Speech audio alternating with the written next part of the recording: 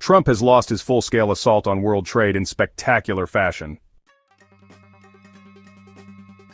Only a few weeks ago, Trump unveiled planned tariffs on about 100 countries, a trade offensive so extensive it included uninhabited volcanic atolls hundreds of kilometers from Antarctica, David Olive writes.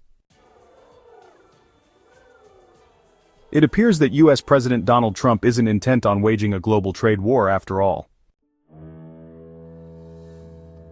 Most dramatically, the U.S. slashed its recently imposed 145% tariff on imports of Chinese goods to 30% for 90 days, as the world's two largest economies continue to negotiate more favorable trade arrangements.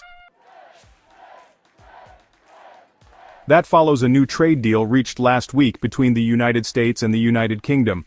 The Trump administration is believed to be in negotiations with dozens of trading partners, including the European Union. The Trump climbdown from what the Wall Street Journal described as mutual assured trade destruction is obvious good news. It represents an estimated $300 billion in tariff relief. It doesn't yet provide relief for Canada, though. United States tariffs remain in place for imports not compliant with the Canada-United States-Mexico Agreement and on steel, aluminum, automobiles, and energy products. The Retail Council of Canada said it welcomes this development, but we're not popping the champagne just yet. It notes that remaining Trump tariffs continue to disrupt global supply chains.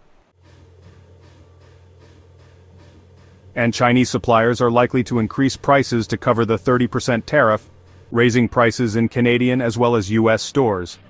Consumers are learning just how reliant they are on China, which is the leading supplier to North America of baby strollers, microwave ovens, toasters, dishes, fireworks, and electric vehicle batteries. China has conceded little in exchange for the U.S. climbdown, suggesting that Canada can restore healthy U.S. trade relations with a minimum of concessions. China has agreed to replace its 125% counter tariff against the U.S. with a 10% surtax. But Beijing has not addressed problems that have long plagued the U.S.-China trade relationship. China has not removed barriers to U.S. companies, for instance. It continues to heavily subsidize key industries like electric vehicles, in which China seeks world dominance, and China is still suspected of chronic intellectual property theft. Trump has achieved absolutely nothing from China for all the chaos he generated, zilch, Harvard economist Danny Roderick posted to Bluesky. The challenge for Prime Minister Mark Carney is to prepare concessions that enable Trump to take a victory lap after lifting his tariffs on Canada.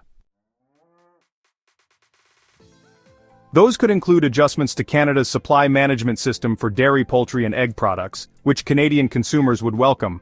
They could also include changes to Canada's digital services tax regime, another long-standing U.S. trade irritant.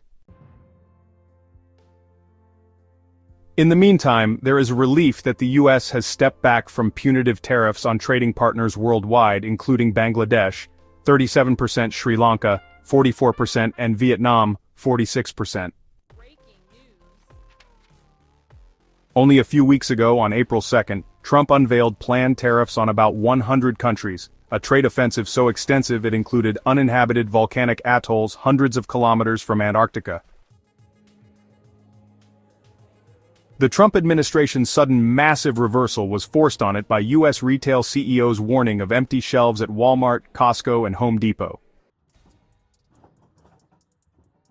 North American wholesalers and retailers were refusing to take delivery of imports from Asia-Pacific, destined for the U.S. and Canada, believing they could not pass tariff-related extra costs to their customers.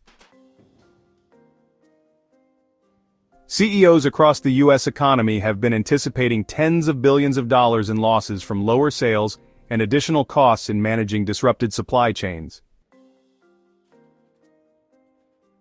And widespread consumer angst over Trump-induced price increases posed a risk to the Republicans' continued control of Congress after next year's midterm elections.